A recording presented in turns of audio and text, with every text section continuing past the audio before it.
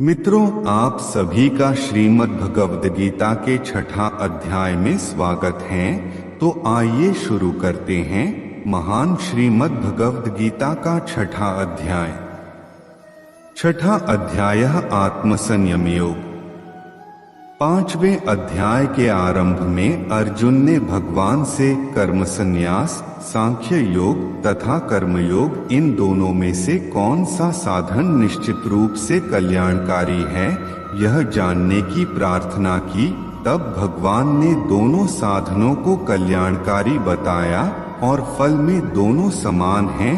फिर भी साधन में सुगमता होने से कर्म संन्यास की अपेक्षा कर्मयोग की श्रेष्ठता सिद्ध की है। बाद में उन दोनों साधनों का स्वरूप, उनकी विधि और उनका फल अच्छी तरह से समझाया। इसके उपरांत उन दोनों के लिए अति उपयोगी और मुख्य उपाय समझकर संक्षेप में ध्यान योग का भी वर्णन किया। लेकिन उन दोनों में से कौन सा साधन करना, यह बात अर्जुन स्पष्ट रूप से नहीं समझ पाया और ध्यान योग का अंगसहित विस्तृत वर्णन करने के लिए छठे अध्याय का आरंभ करते हैं। प्रथम भक्तियुक्त कर्मयोग में प्रवृत्त करने के लिए भगवान श्री कृष्ण कर्मयोग की प्रशंसा करते हैं। श्लोक नंबर 1। अथ षष्ठोऽध्यायः। श्री भगवानुवाच अनाश्रितः कर्मफलं कार्यं कर्म करोति यः स सन्न्यासी च योगी च न निरग्निं चाक्रियः। इसका अर्थ है, श्री भगवान बोले है, जो पुरुष कर्मफल का आश्रय न लेकर करने योग्य कर्म करता है वह सन्यासी तथा योगी है, और केवल अग्नि का त्याग करने वाला सन्यासी नहीं है तथा केवल क्रियाओं का त्याग करने वाला योगी नहीं है। श्लोक नंबर 2। यह सन्यासमिति प्राहुर्योगन्तं विद्धि पांडव न ह्यसन्न्यस्त संकल्पो योगी भवति कश्चन। इसका अर्थ है, हे अर्जुन, जिसको सन्यास ऐसा कहते हैं उसी को तू योग जान, क्योंकि संकल्पों का त्याग न करने वाला कोई भी पुरुष योगी नहीं होता। श्लोक नंबर 3। आरुरुक्षोर्मुनेर्योगं कर्म कारण मुच्यते योगारूढ़स्य तस्यैव शमः कारण मुच्यते। इसका अर्थ है, योग में आरूढ़ होने की इच्छा वाले मननशील पुरुष के लिए योग की प्राप्ति में निष्काम भाव से कर्म करना ही हेतु कहा जाता है, और योगारूढ़ हो जाने पर उस योगारूढ़ पुरुष का जो सर्वसंकल्पों का अभाव है वही कल्याण में हेतु कहा जाता है। श्लोक नंबर 4। यदा हि नेन्द्रियार्थेषु न कर्मस्वनुषज्यते सर्वसंकल्प सन्यासी योगारूढ़स्तदोच्यते। इसका अर्थ है, जिस काल में न तो इंद्रियों के भोगों में और न कर्मों में ही आसक्त होता है, उस काल में सर्वसंकल्पों का त्यागी पुरुष योगारूढ़ कहा जाता है। श्लोक नंबर 5। उद्धरेदात्मनात्मानं नात्मानमवसाद्ये आत्मैव्ह्यात्मनो बंधुरात्मैव रिपुरात्मनः। इसका अर्थ है, अपने द्वारा अपना संसार समुद्र से उद्धार करें और अपने को अधोगति में न डालें, क्योंकि यह मनुष्य आप ही तो अपना मित्र है और आप ही अपना शत्रु है। श्लोक नंबर 6। बंधुरात्मात्मनस्तस्य येनात्मैवात्मना जितः अनात्मनस्तु शत्रुत्वे वर्तेतात्मैव शत्रुवत्।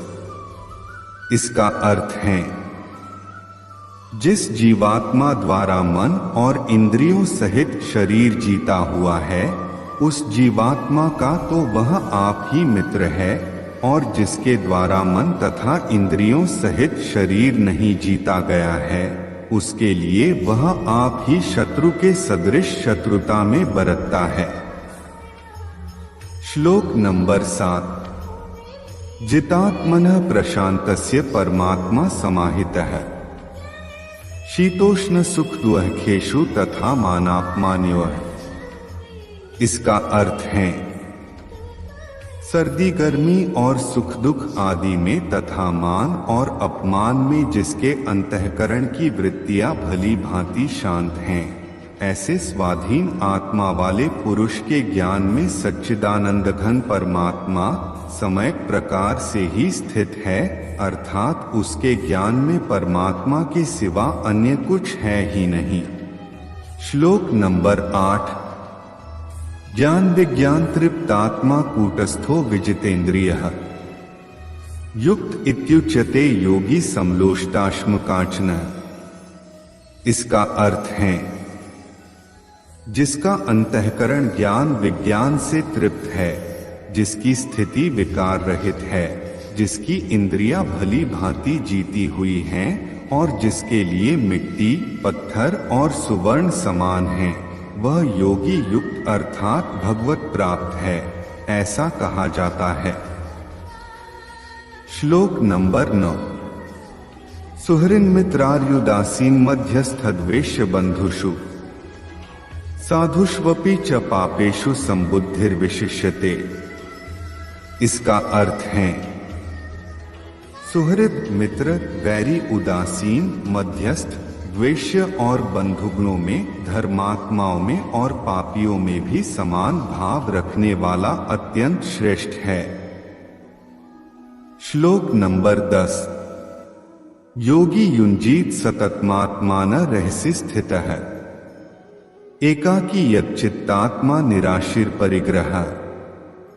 इसका अर्थ है मन और इंद्रियों सहित शरीर को वश में रखने वाला आशारहित और संग्रहरहित योगी अकेला ही एकांत स्थान में स्थित होकर आत्मा को निरंतर परमात्मा लगावे।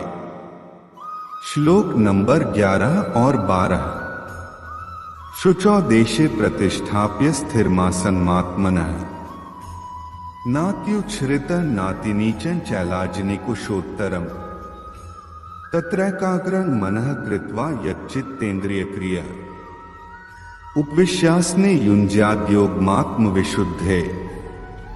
ये सभी अर्थ हैं शुद्ध भूमि में जिसके ऊपर क्रमशः कुशा मृगछाला और वस्त्र बिछे हैं, जो न बहुत ऊंचा है न बहुत नीचा, ऐसे अपने आसन को स्थिर स्थापन करके उस आसन पर बैठकर चित्त और इंद्रियों की क्रियाओं को वश में रखते हुए मन को एकाग्र करके अंतःकरण की शुद्धि के लिए योग का अभ्यास करे। श्लोक नंबर 13 और 14।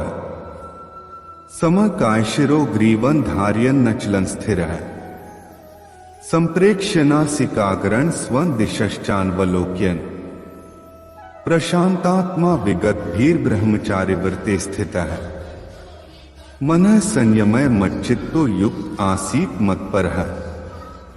ये सभी का अर्थ है काया सिर और गले को समान एवं अचल धारण करके और स्थिर होकर अपनी नासिका के अग्रभाग पर दृष्टि जमाकर अन्य दिशाओं को न देखता हुआ ब्रह्मचारी के व्रत में स्थित भयरहित तथा भली भांति शांत अंतःकरण वाला सावधान योगी मन को रोककर मुझ में चित्त वाला और मेरे परायण होकर स्थित होवे। श्लोक नंबर 15। युञ्जन्नेवं सदात्मानं योगी नियतमानसः शांति निर्वाण परमा मत्संस्थामधिगच्छति। इसका अर्थ है वश में किए हुए मन वाला योगी इस प्रकार आत्मा को निरंतर मुझ परमेश्वर के स्वरूप में लगाता हुआ मुझ में रहने वाली परमानंद की पराकाष्ठारूप शांति को प्राप्त होता है। श्लोक नंबर 16। नात्याश्नतस्तु योगोस्ति न चैकांतमश्नतः न चाति स्वप्नशीलस्य जागृतो नैव चार्जुन। इसका अर्थ है, हे अर्जुन, यह योग न तो बहुत खाने वाले का, न बिल्कुल न खाने वाले का, न बहुत शयन करने के स्वभाव वाले का, और न सदा ही जागने वाले का ही सिद्ध होता है। श्लोक नंबर 17। युक्ताहार विहारस्य युक्त चेष्टस्य कर्मसु युक्त स्वप्नावबोधस्य योगो भवति दुःखा।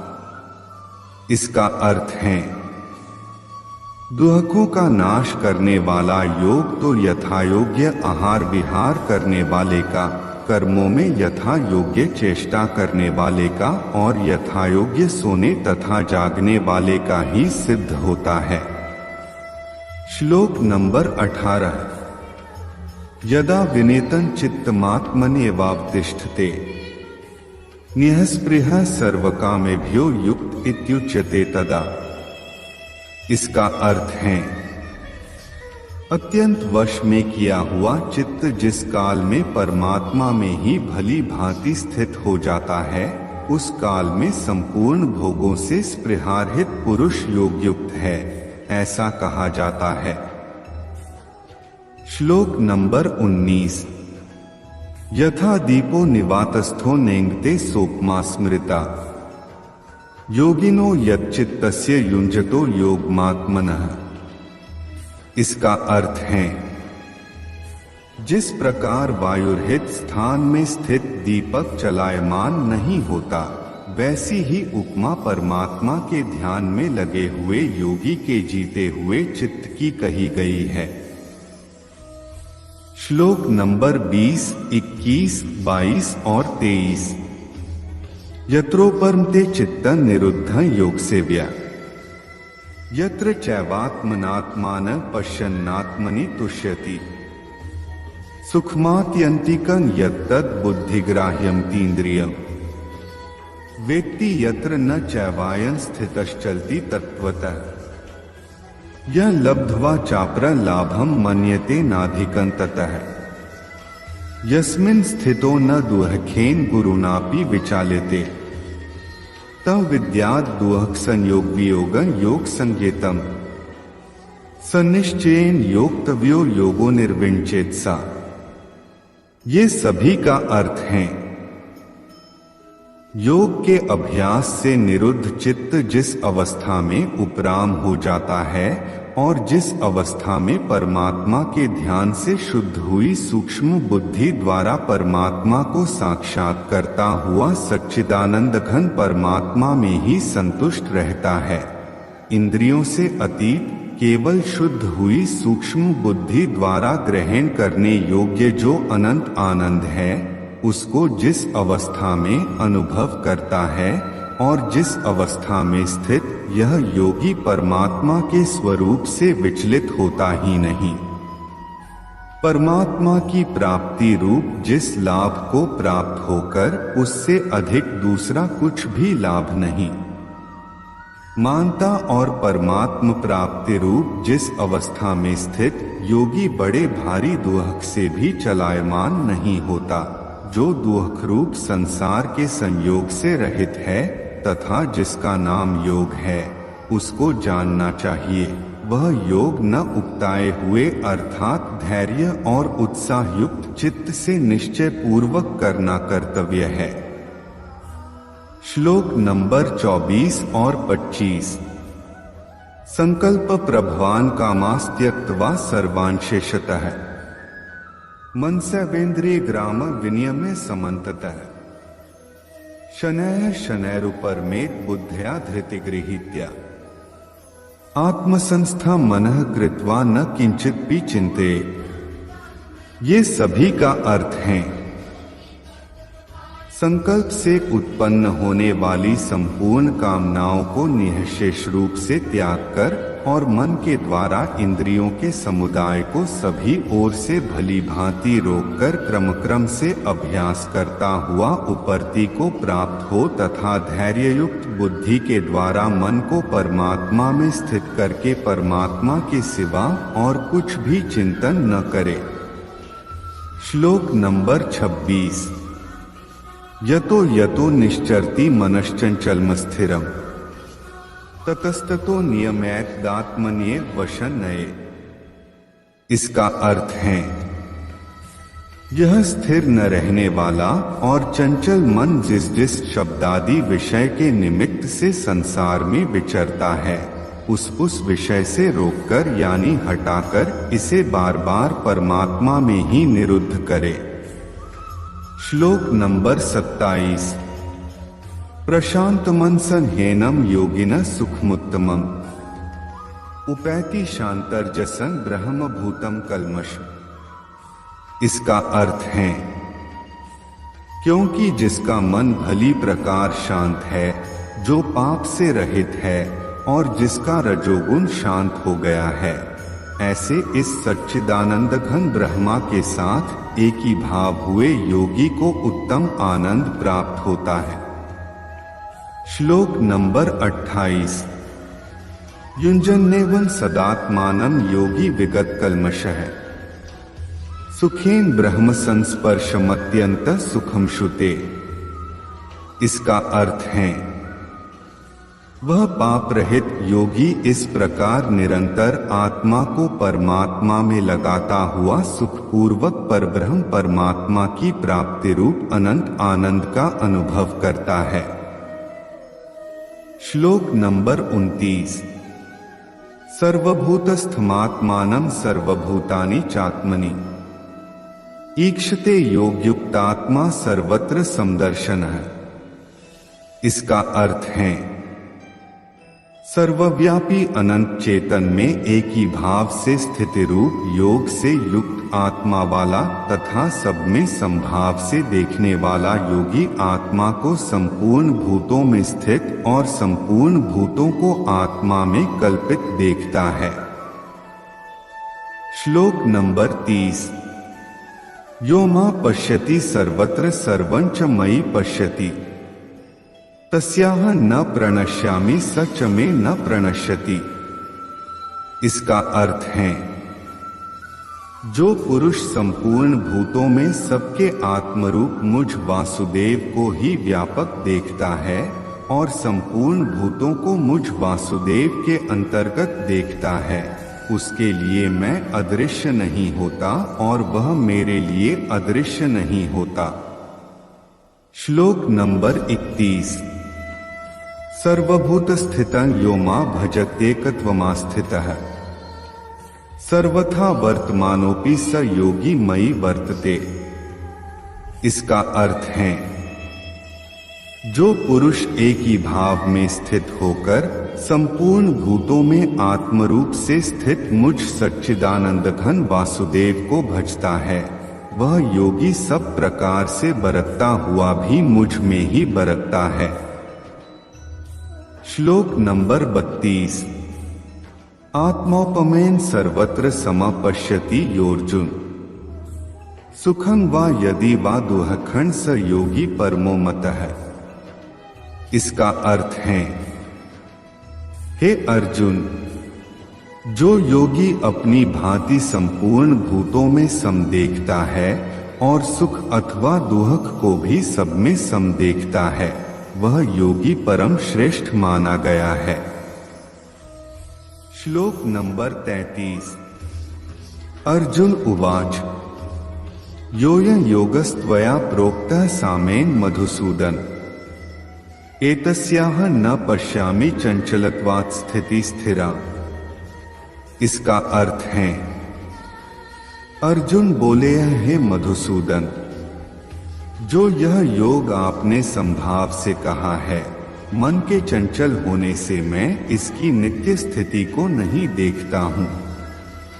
श्लोक नंबर 34।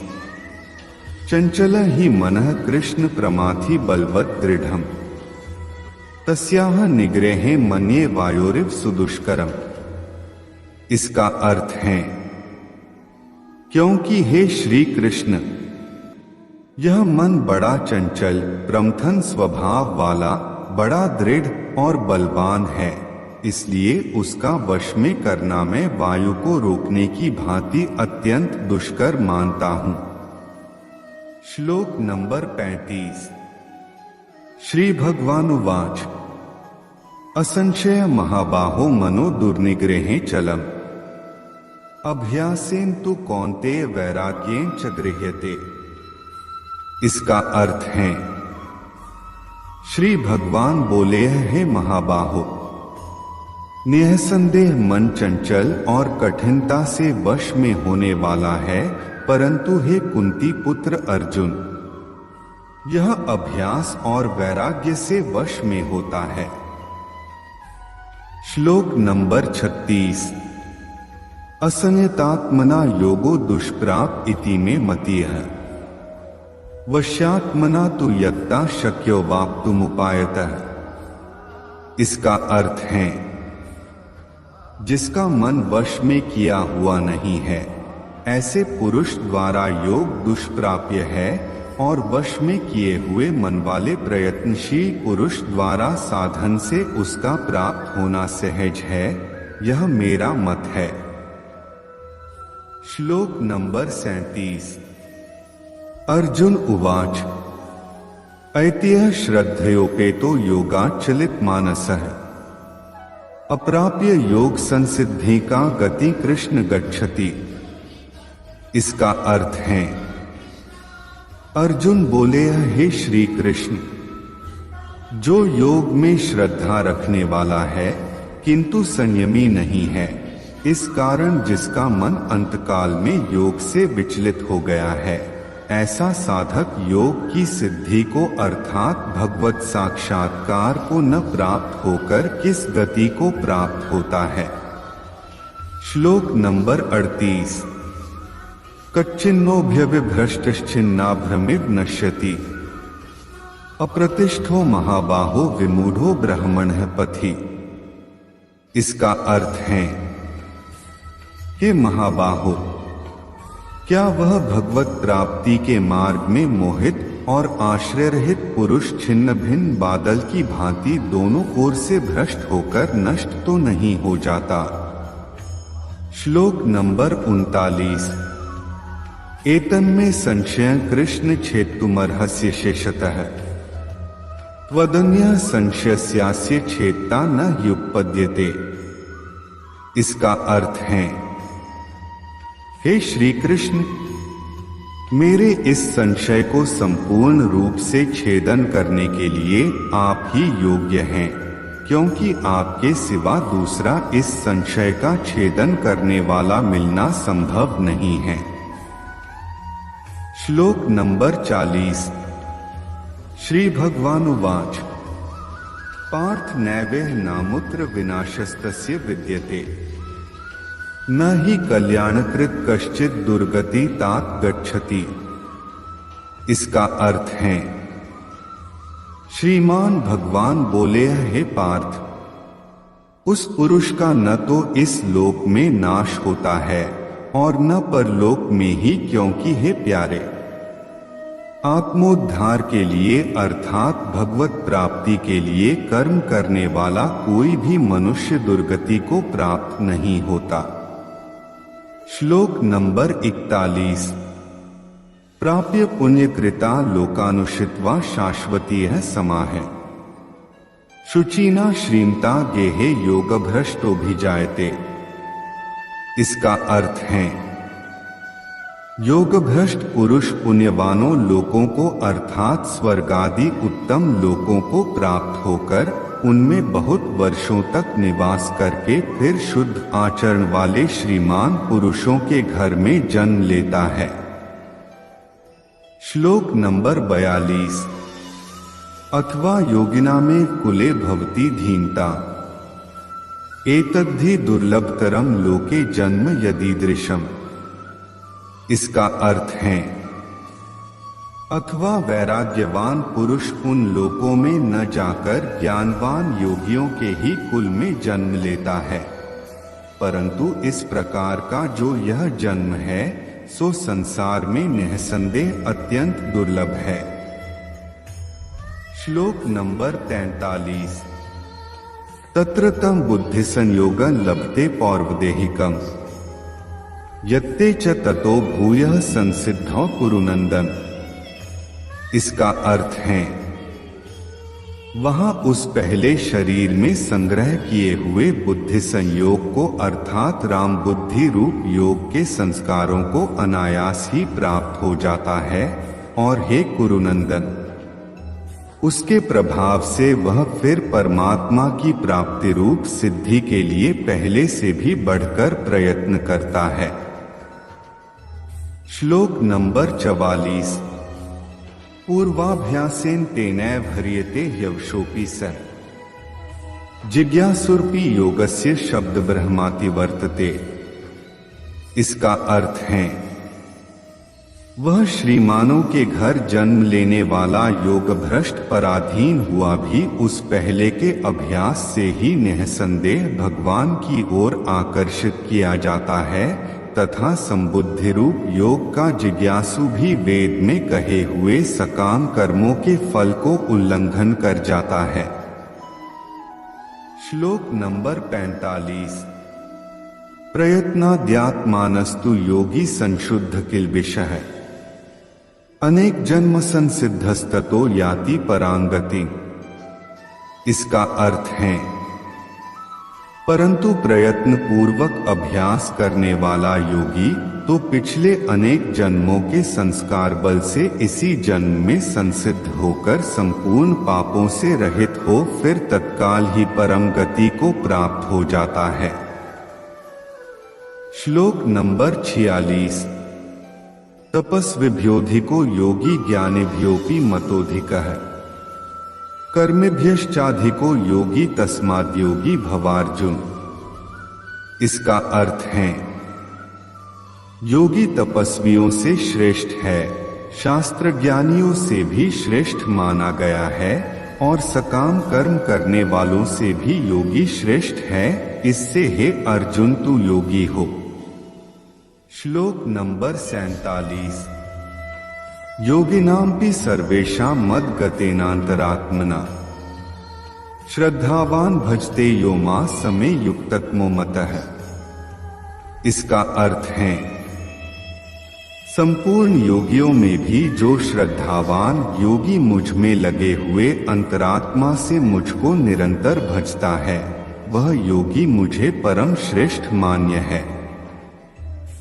तत्सदिति श्रीमद् भगवद गीतासूपनिषत्सु ब्रह्म विद्यायां योगशास्त्रे श्री कृष्णार्जुन संवादे आत्मसंयम योगो नाम षष्ठोऽध्यायः। इस प्रकार उपनिषद ब्रह्म विद्या तथा योग शास्त्र रूप श्रीमद् भगवद गीता के श्री कृष्ण अर्जुन संवाद में आत्मसंयम योग नामक छठा अध्याय संपूर्ण हुआ। श्रीमद् भगवद गीता का छठा अध्याय यहीं पर समाप्त होता है। उम्मीद करते हैं मित्रों कि आप सभी को ये वीडियो जरूर पसंद आई होगी। अब हम लोग मिलते हैं श्रीमद् भगवद गीता के 7वां अध्याय के साथ में। तब तक के लिए आप सभी अपना ख्याल रखें। जय श्री कृष्ण।